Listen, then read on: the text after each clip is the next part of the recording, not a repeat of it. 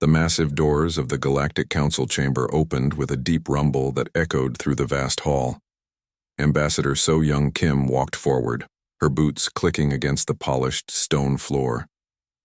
She had been to this place many times before, but today felt different. The air seemed heavy with tension, and the usual whispered conversations between alien delegates had fallen silent. 12 towering seats arranged in a perfect circle dominated the chamber. Each seat held a representative from one of the galaxy's most powerful species. So Young had learned their names and customs over her 5 years as Earth's chief diplomat, but she still felt small standing in the center of their circle. The Velian representative spoke first. Its crystalline body caught the light from above, sending rainbow patterns across the walls. When it spoke, the voice came from speakers built into the chamber walls, translated from frequencies humans could never hear. Ambassador Kim of the species called humans, the Velian began. The Galactic Council has reached a decision regarding your people's actions in this galaxy. So Young straightened her shoulders. She had expected this meeting would be difficult, but the formal tone worried her. In her experience, the Council only used such language when delivering serious judgments. "We are listening," she replied, keeping her voice steady. The Thraxian delegate, a massive creature covered in thick blue scales, leaned forward in its seat. "Your species has spread across 43 star systems in just 200 of your years. This expansion violates the natural order of galactic development." So Young frowned. "The natural order? Could you explain what you mean by that?" The crystalline Velian flickered with different colors, which So Young had learned meant it was consulting with the other council members through their mental link. After a moment, it spoke again. "Young species are expected to develop slowly and carefully. They should seek permission before expanding beyond their home system. Your people have done neither of these things. We tried to contact the council when we first developed faster-than-light travel," So Young said. "Your response was that we were too primitive to join galactic society." "That response was correct," said the Carothian representative, a being that looked like a walking tree with silver bark. "Yet your people ignored this guidance and continued expanding anyway." So Young felt her patience starting to wear thin, but she forced herself to remain calm. "What exactly are you asking us to do?" The Velian's light grew brighter. "The Galactic Council demands that humanity immediately stop all colonization activities. Furthermore, all human settlements outside the Sol system must be abandoned within 1 standard galactic year." The words hit So Young like a physical blow. She stared at the alien delegates, waiting for someone to say this was some kind of mistake or test. When no one spoke, she found her voice again. "You're asking us to abandon 42 star systems. Millions of humans live on those worlds. Many were born there. It's their home. The location of their birth is irrelevant," the Thraxian rumbled. "They are humans, so they belong in human space. Human space is the Sol system." So Young's mind raced. She thought about the farming communities on Kepler 442b, the mining stations in the Tau Ceti system, the research facilities orbiting Wolf 359. These weren't just colonies to be abandoned. They were entire worlds where humans had built lives. "This demand is impossible," she said finally. "Even if our government agreed to it, which I doubt they would, moving millions of people would take decades, not 1 year." The Velian's colors shifted to deep red. "The timeline is not negotiable. 1 standard galactic year equals approximately 1.3 of your Earth years. That should be sufficient time." "And if we refuse?" So Young asked, though she dreaded the answer. The silence that followed was the most frightening thing she had ever experienced. Finally, the Altarian delegate spoke. It was a tall, thin being with pale gray skin and large black eyes. When it spoke, its voice sounded like wind through empty spaces. Refusal would be unfortunate. The Galactic Council maintains peace through strength. Species that threaten this peace must be corrected. So Young understood the threat, but she needed them to say it clearly. Corrected how? The combined fleets of all 12 council species would ensure compliance, the Thraxian said, showing rows of sharp teeth that might have been a smile. We have maintained galactic order for over 10,000 years. No single species has ever successfully resisted the Council's will. The weight of those words settled on So Young's shoulders. The Council's fleets were legendary. Each member species commanded hundreds or thousands of ships equipped with technology far beyond anything humans possessed. Together, they could crush any resistance Earth might offer. But as she looked around the circle of alien faces, So Young noticed something interesting. Several of the delegates seemed uncomfortable. The Zephyrian representative, a bird-like creature with blue feathers, kept shifting in its seat. The Corvan delegate, a stocky humanoid with rocky skin, avoided looking directly at her. "May I ask why the Council has decided to take this action now?" she said. "Humanity has been expanding for 2 centuries. Why is this suddenly a problem?" The Velian's colors flickered rapidly, and So Young caught what looked like disagreement among the other delegates. Finally, the crystalline being spoke, again. "Your species' expansion has become disruptive. Trade routes established over millennia have been altered. Protected primitive species have been contacted without proper authorization. The stability of galactic civilization requires immediate action." So Young knew there was more to it than that, but she also knew she wouldn't get the full truth from this assembly. The Council had made their decision, and arguing here would accomplish nothing. "I will relay your demands to my government," she said formally. "When do you require an answer?" "You have 7 standard days to deliver your government's response," the Velian replied. "The countdown to compliance begins immediately, regardless of your answer." As So Young turned to leave, the Altarian spoke once more. "Ambassador Kim, please convey to your leaders that the Council wishes to avoid conflict. Compliance will ensure a peaceful future for your species within appropriate boundaries." So Young paused at the chamber doors. "And if we don't comply?" The Thraxian's laugh sounded like grinding stone. "Then your species will learn why no one defies the Galactic Council." The doors closed behind So Young with the same deep rumble, but now it sounded like thunder before a storm. She walked quickly through the station corridors toward her ship, her mind already composing the message she would send to Earth. As her shuttle undocked from the Council station, So Young looked back at the massive structure floating in space. It had been built to impress and intimidate, with sweeping curves and gleaming metal that caught the light of nearby stars. For thousands of years, it had been the center of galactic power. But as she set course for the nearest communication relay, So Young found herself thinking about the uncomfortable glances she had seen during the meeting. Not all of the Council delegates had seemed entirely happy with this decision. That was interesting information, and it might prove important in the days to come. The message she sent to Earth was brief and direct. The Galactic Council had issued an ultimatum. Humanity had 1 year to abandon all colonies and return to the Sol system, or face the combined military might of 12 alien civilizations. She ended the message with a personal note to Chancellor Wu Jin Lee, whom she had known since their university days. "They're scared of something, Jin. I don't know what. But this isn't just about trade routes or primitive species. There's something about our expansion that truly frightens them."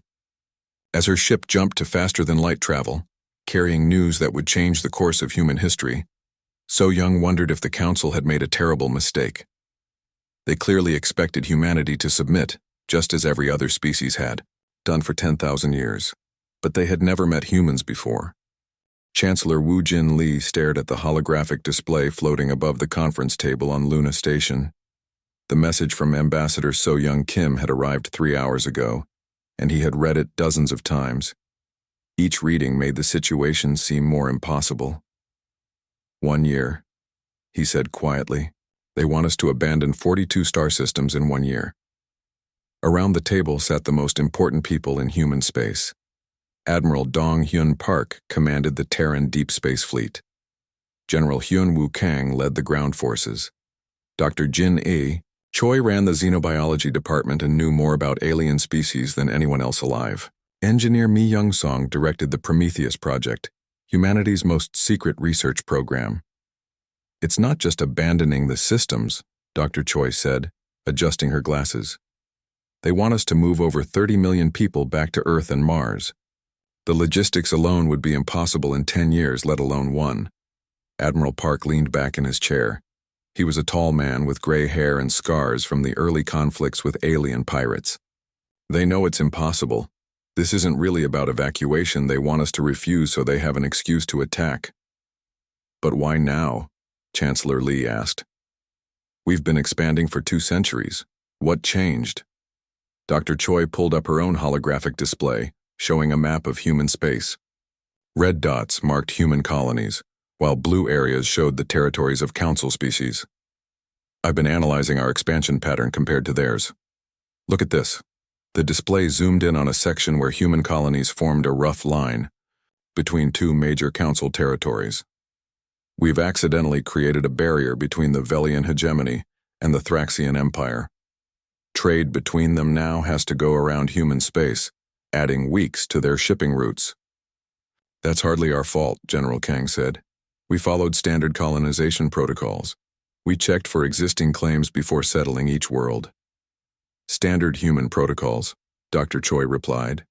But according to council law, which we were never told about, any species that achieves faster than light travel becomes subject to council authority. We were supposed to ask permission for every colony. Engineer Song had been quiet during the discussion, but now she spoke up. There's something else. My contacts in the research community have picked up some interesting signals. Council ships have been testing new weapon systems near their borders with us. Admiral Park's expression hardened. What kind of weapons? Plasma cannons mostly, and something they call a quantum disruptor. Based on the energy signatures, they're designed to disable our ship's computers and navigation systems. Chancellor, Lee felt a chill run down his spine.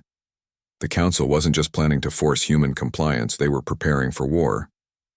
How long would it take them to mobilize their full fleet? He asked. According to our intelligence, about 6 months, Admiral Park replied. They'll probably start with a smaller force to test our defenses. If we resist, they'll bring in everything they have. And what are our chances against their full fleet? The Admiral was quiet for a long moment. Honestly, not good. They have more ships, better weapons, and they've been fighting space battles for thousands of years. Our only advantages are speed and unpredictability. Engineer Song cleared her throat. Actually, we might have more advantages than you think. All eyes turned to her. Song was a small woman with short black hair and intense eyes. She had joined the Prometheus project 5 years ago and had been working on classified technologies ever since. I've been authorized to brief you on our latest developments, she continued. The quantum tunnel drive is ready for deployment. Admiral Park straightened up. Ready? The last I heard, you were still having problems with the navigation system. We solved that 3 weeks ago. The new drives can move a ship instantly across distances that would take our current engines hours to cross. More importantly, they can do it without following predictable flight paths. Dr. Choi leaned forward. What do you mean? Song activated her own display, showing a 3-dimensional map of space around Earth. Traditional faster-than-light travel follows what we call hyperspace lanes. Ships have to enter and exit hyperspace at specific points, which makes their movements predictable. She touched a control, and the display showed red lines connecting various points in space. Council ships use the same hyperspace network that's existed for thousands of years. They know exactly where enemy ships will appear and when. But the quantum tunnel drive works differently, Song continued. It creates temporary wormholes that can open anywhere in space. A ship can appear behind an enemy fleet, attack, and disappear before they can respond. General Kang whistled softly. How many ships have these new drives? Currently, 30. But we can retrofit the entire fleet in about 4 months, assuming we start immediately. Chancellor Lee felt the first spark of hope since reading So Young's message. What else does the Prometheus project have? Song smiled for the first time since the meeting began. Antimatter torpedoes, adaptive armor plating, and something we call a coordination matrix. It allows our ships to share tactical information instantly, so they can fight as a single unit instead of individual ships. The Council has never faced anything like this, Admiral Park said slowly. Their tactics are based on fighting enemies with similar technology.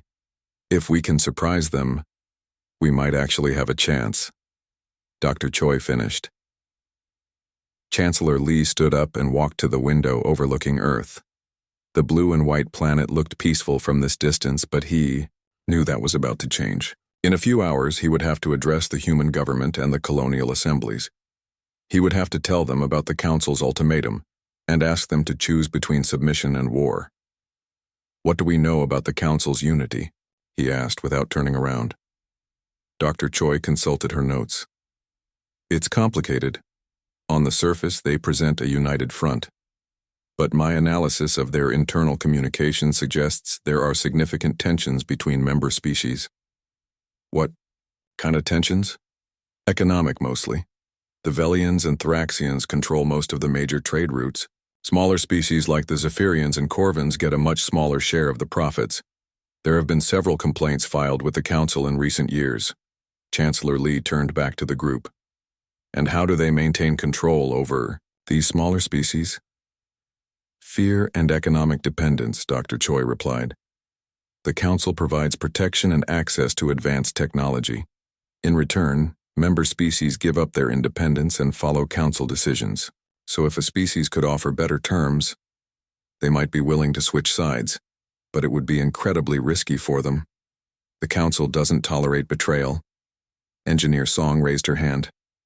I have an idea. What if we don't just reject their ultimatum? What if we do something completely unexpected, such as, we tell them we're not only refusing to withdraw, but we're accelerating our expansion, and we invite any species that wants to join us to settle in human space on equal terms. The room fell silent. General Kang was the first to speak. That's either brilliant or insane. Probably both, Dr. Choi said. But it would certainly surprise them. The Council expects us to either submit or fight. They won't know how to respond to an offer of partnership. Admiral Park nodded slowly. It could work. If we can convince even a few Council species to defect, it would shatter their unity. And without unity, they're just a collection of individual fleets. Chancellor Lee sat back down. The decision he made in the next few minutes would determine the future of humanity. Submit to the Council's demands, and humans would be trapped in one star system forever, slowly declining as they were, cut off from galactic civilization. Fight and millions might die in a war they could easily lose. But there was a third option. Instead of just fighting for human independence, they could fight for something bigger. They could offer the galaxy an alternative to the Council's rule. Draft 2 responses, he said finally. The first is our official reply to the Council. We reject their ultimatum and announce the open door protocol.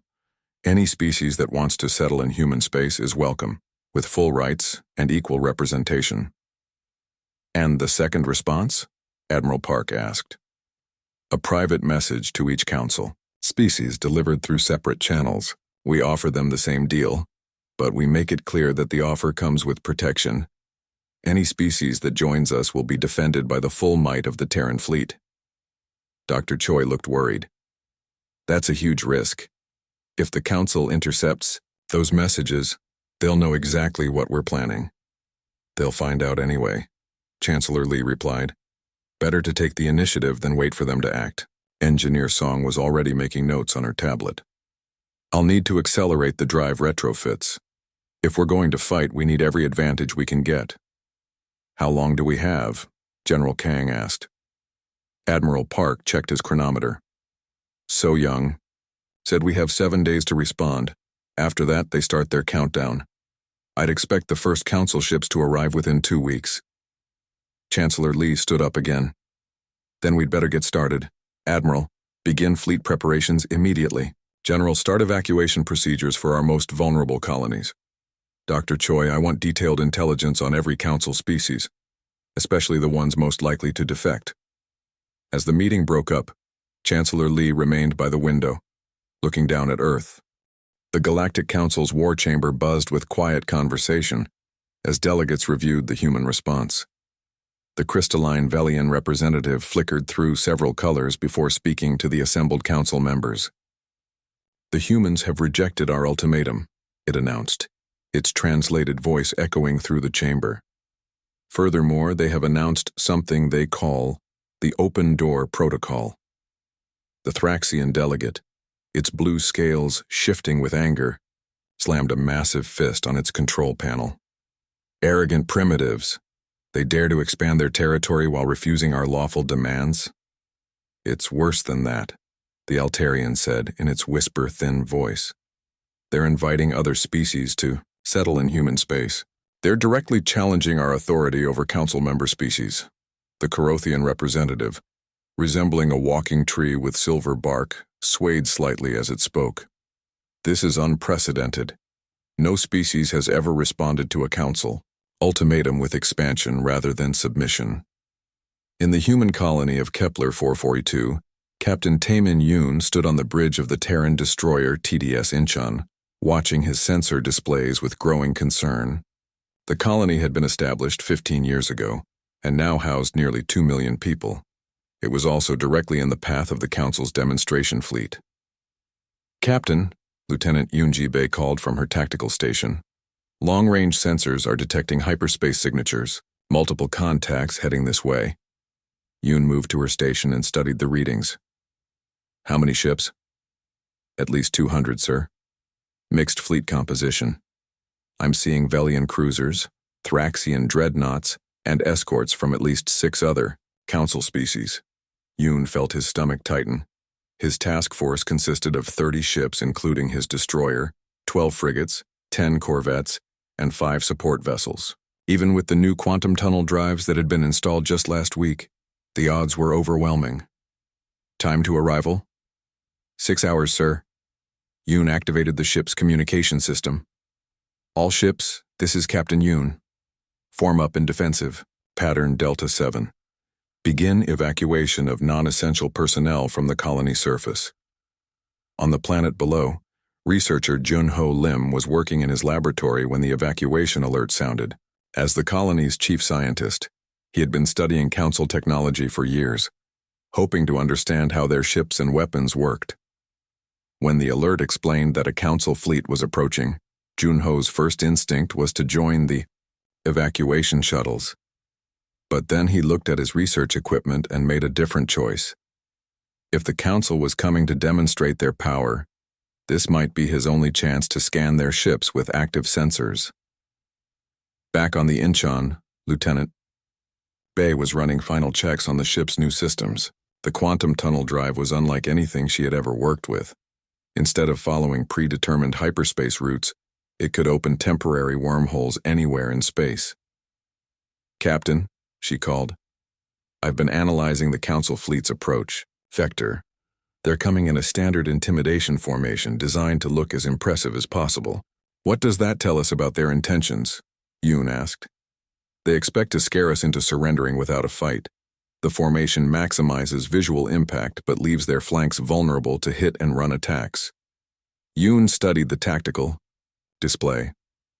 The council ships were approaching in a perfect wedge formation, with the largest vessels at the front and smaller escorts protecting the rear. It was designed to showcase their overwhelming firepower, but it also meant their ships couldn't support each other effectively if attacked from multiple directions. "Lieutenant, how quickly can our ships change position using the tunnel drives?" Bae checked her calculations. "We can jump anywhere within a light-minute radius almost instantly. The drives need about 30 seconds to recharge between jumps. And how long does it take council ships to track and target a new contact?" "Based on our intelligence, about 45 seconds for their fastest ships." Yoon smiled grimly. "So we can appear, attack, and disappear before they can respond effectively." "In theory, yes, sir. But we've never tested the drives in actual combat." 4 hours later, the council fleet dropped out of hyperspace at the edge of the Kepler 442 system. The massive ships spread out in their intimidation formation, their hulls gleaming in the light of the system's star. On the lead Velian cruiser, Fleet Commander Zarthox studied the sensor readings with satisfaction. The human ships were clustered around their colony world in a defensive formation, exactly as expected. The humans would see the overwhelming size of the Council fleet and surrender immediately, just as every other species had done for thousands of years. "Open a channel to the human ships," Zarthox ordered. Captain Yoon's face appeared on the main screen of the Velian ship. The human looked calm, which surprised Zarthox slightly. Most species showed obvious fear when faced with a Council fleet. Human. "Captain," Zarthox began, "I am Fleet Commander Zarthox of the Galactic Council. You are ordered to stand down and prepare for the evacuation of this system." "I'm afraid I can't do that, Commander," Yoon replied politely. "This system is under the protection of the Terran Dominion. I'm ordering you to leave immediately." Zarthox's crystalline form flickered with amusement. "Captain, you have 30 ships, I have 200.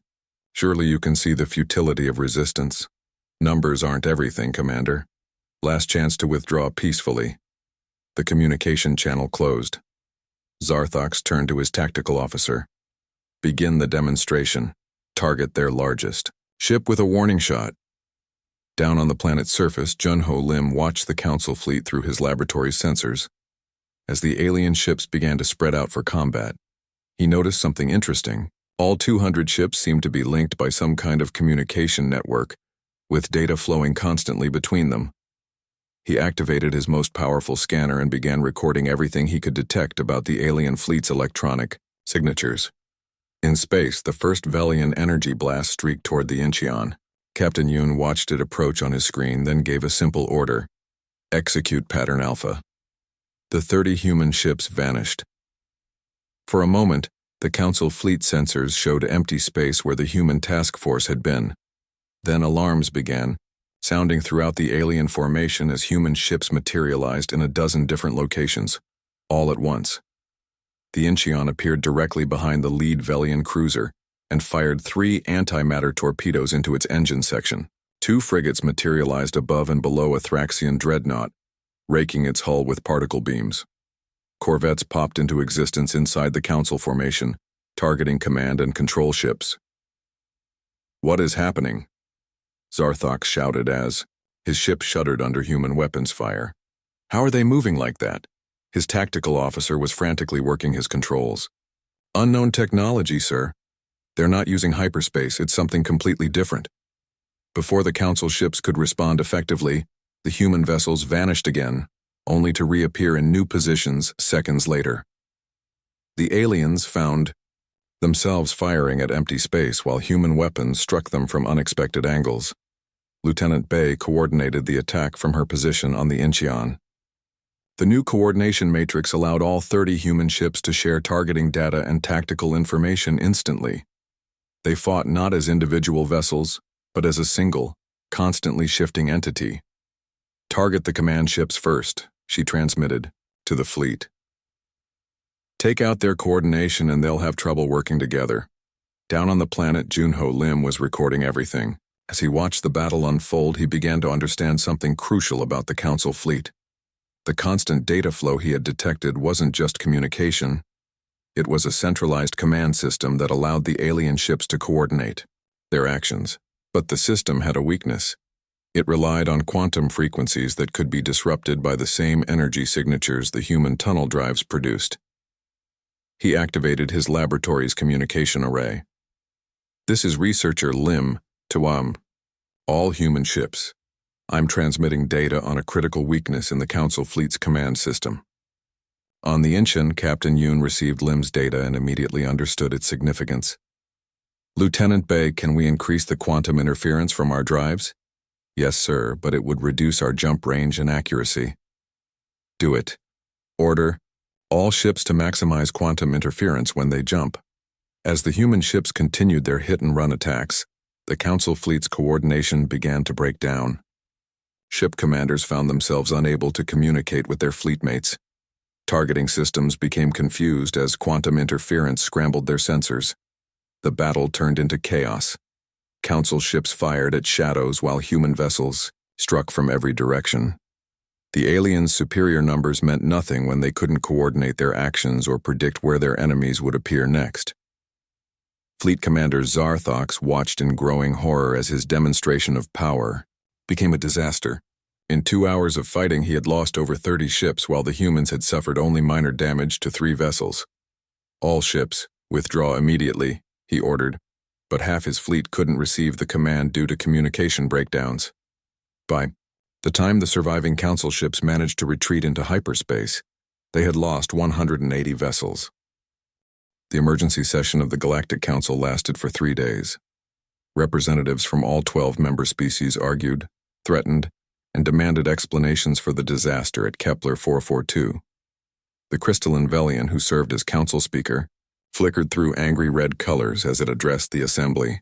The human defeat of our demonstration fleet was unexpected, it admitted, its translated voice carrying undertones of fury. But it changes nothing. They are still just one species against 12. We will mobilize our full military strength and end this rebellion permanently.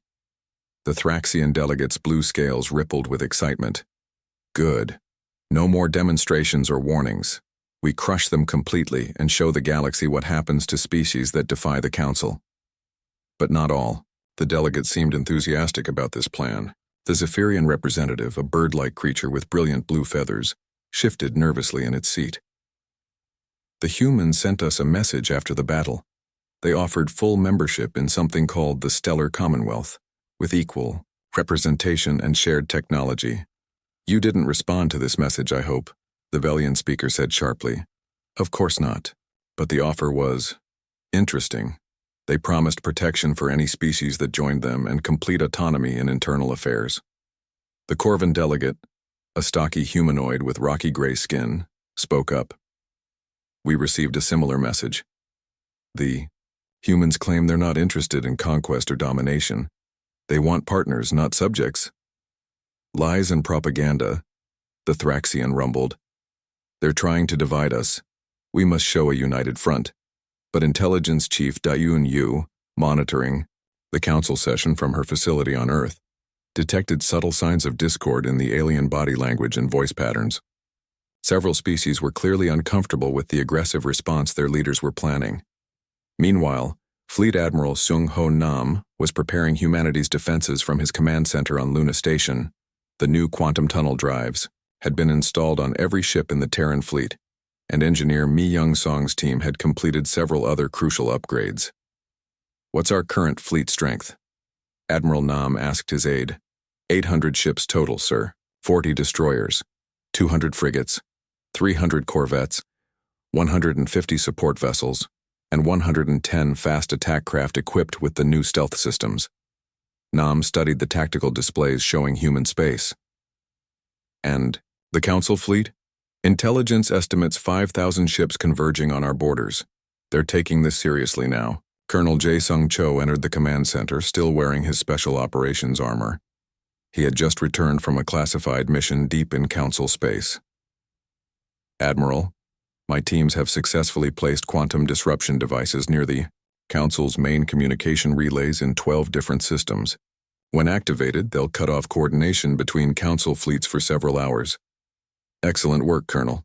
How long before the Council discovers them? Hard to say, sir.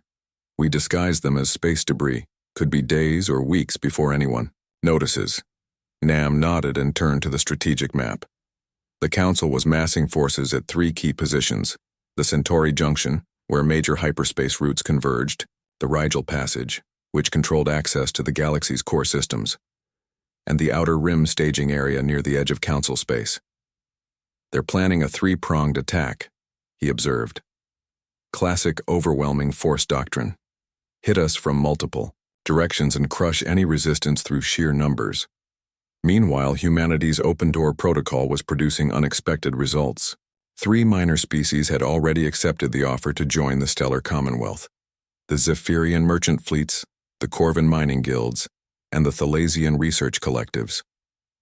Ambassador So-Young Kim was meeting with Zephyrian Captain Veltar on a neutral station between human and Council space. The blue-feathered alien seemed nervous but determined.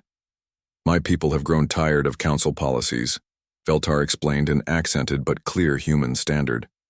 We provide transportation services throughout the galaxy, but the Council takes 70% of our profits as administrative fees.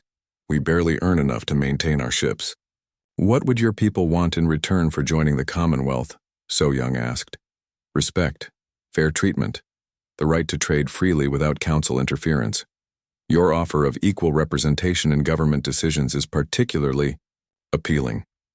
Council species have no voice in their own governance. Similar conversations were taking place with Corvin and Thalasian representatives. All three species brought valuable capabilities. The Zephyrians provided fast, efficient transportation. The Corvins had extensive mining operations that could supply raw materials.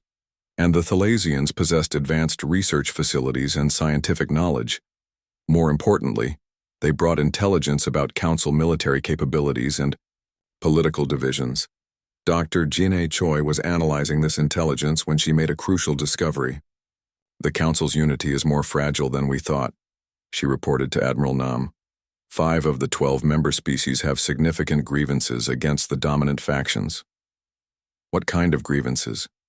Economic exploitation, mostly. The Velians and Thraxians control the most profitable trade routes and industrial systems. The smaller species provide labor and resources but receive minimal benefits. This information would prove crucial when the Council's main attack began. The first major engagement took place at the Centauri Junction, where Admiral Nam had positioned 200 human ships to defend the strategic hyperspace nexus. Against them came a council force of 1,500 vessels, led by the same fleet commander Zarthox, who had suffered defeat at Kepler 442. But this time, Zarthox was prepared for human tactics.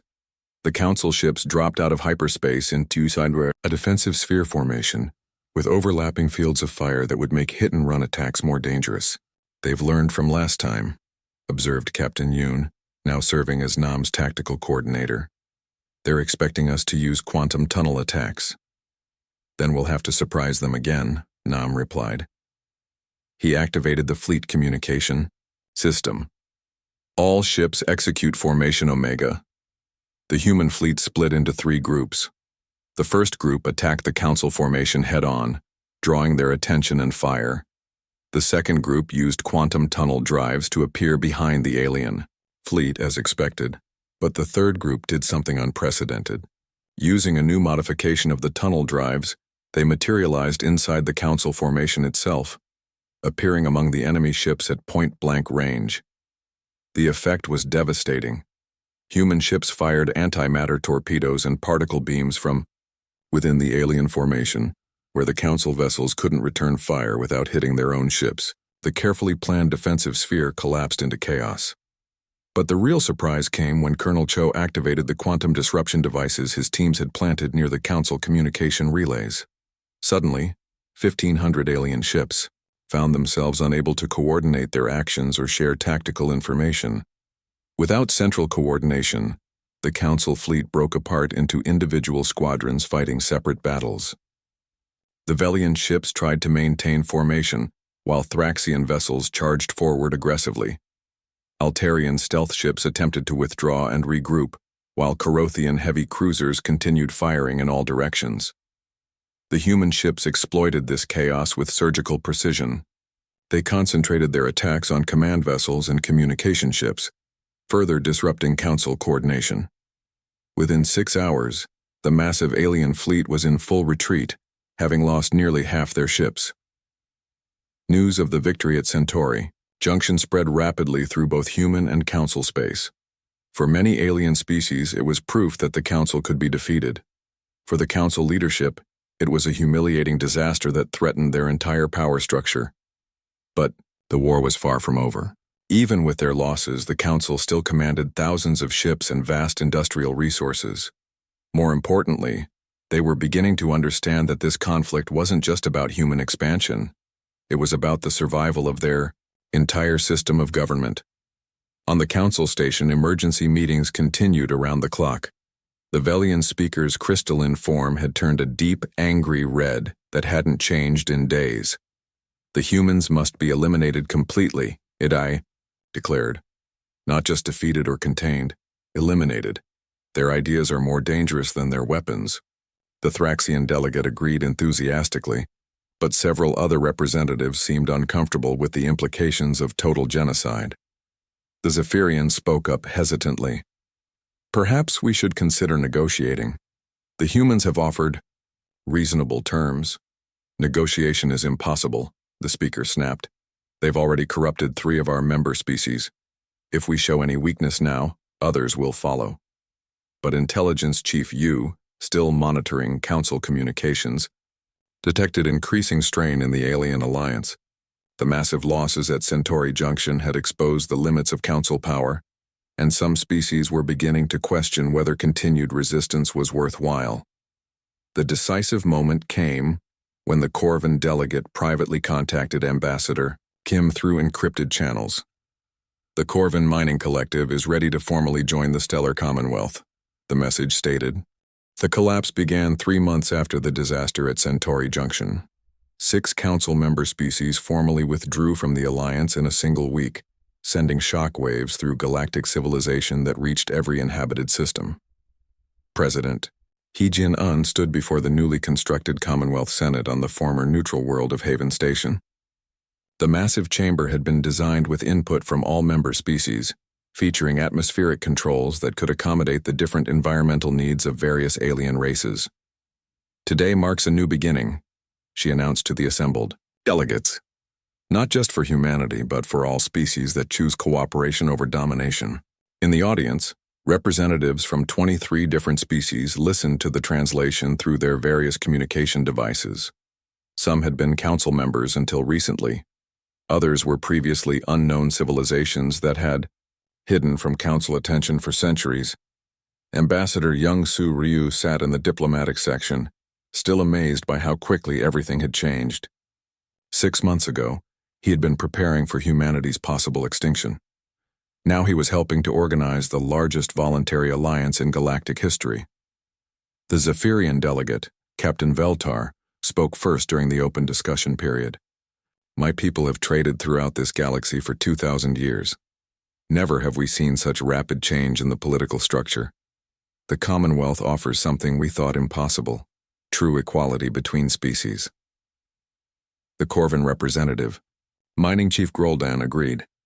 For too long, the Council treated us as suppliers of raw materials, nothing more.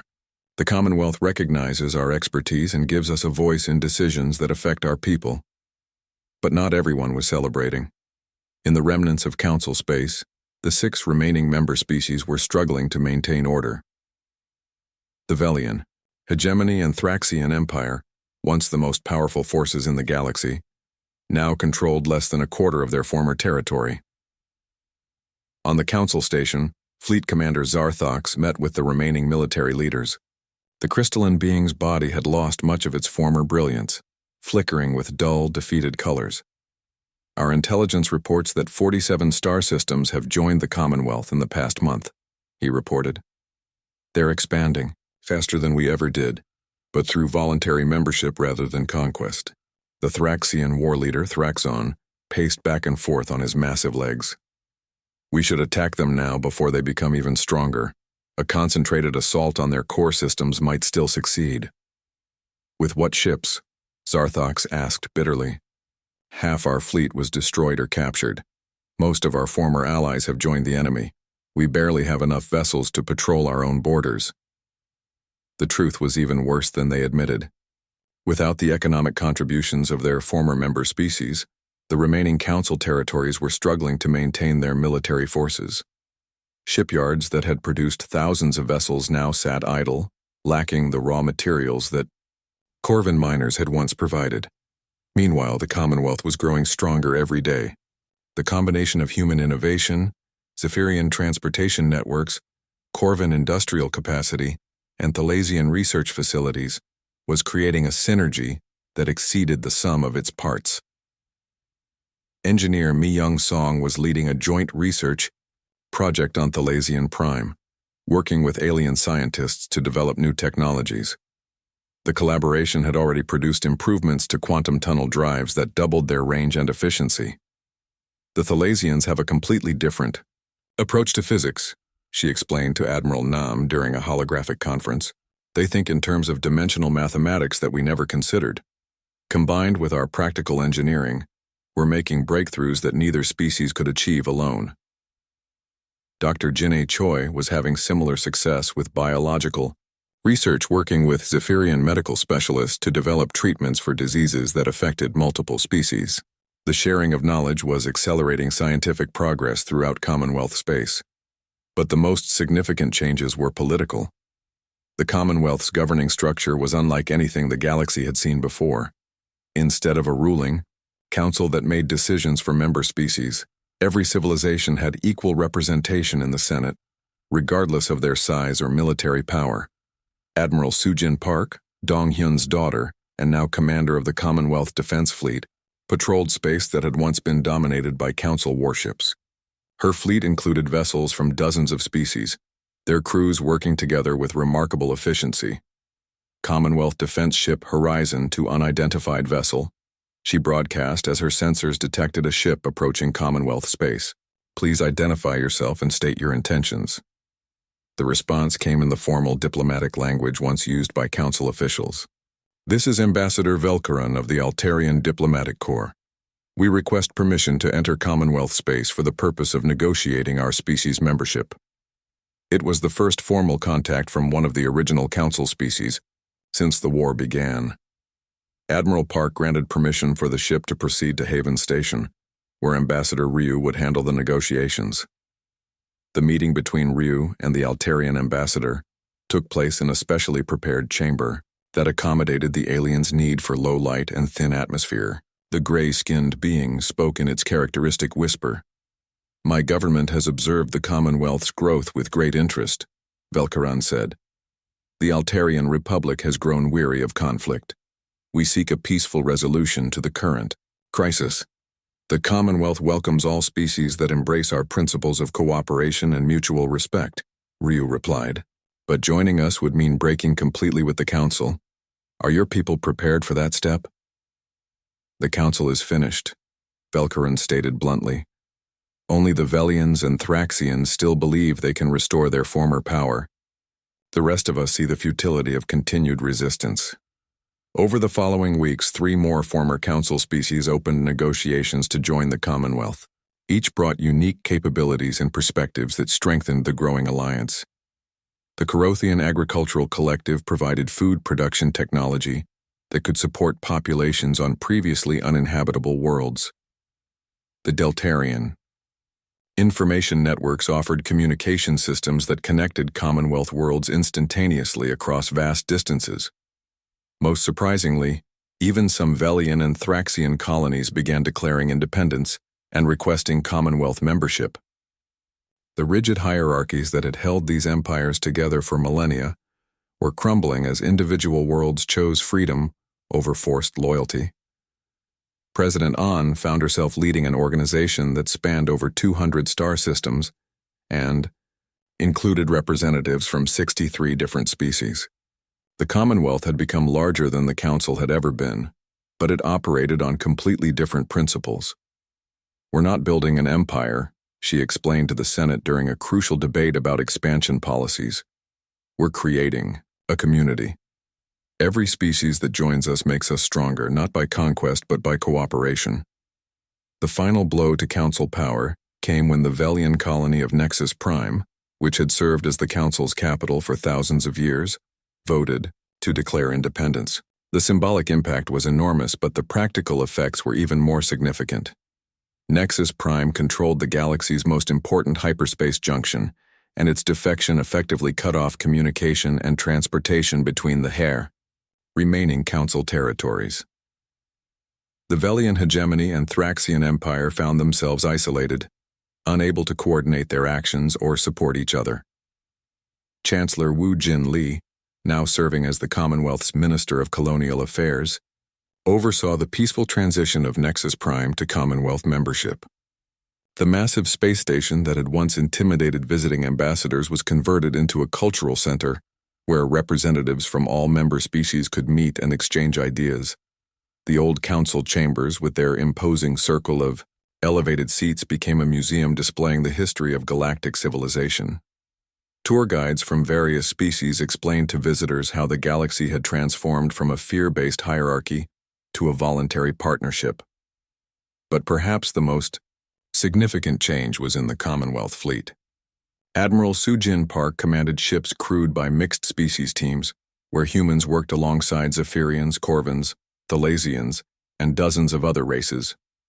The bridge of her flagship, the CDS Unity, reflected this diversity.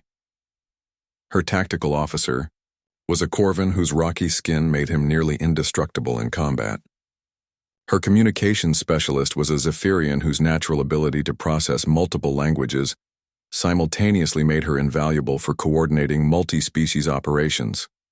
"Admiral," the Zephyrian officer reported, "we're receiving a surrender message from the last Thraxian fleet in the Outer Rim." Admiral Park nodded. It had been inevitable. Cut off from supplies and reinforcements, the remaining Council forces were surrendering rather than continuing a hopeless fight. "Accept their surrender and offer the crews the opportunity to join the Commonwealth Defense Fleet," she ordered. "Anyone who wants to return to their homeworlds will be transported there safely."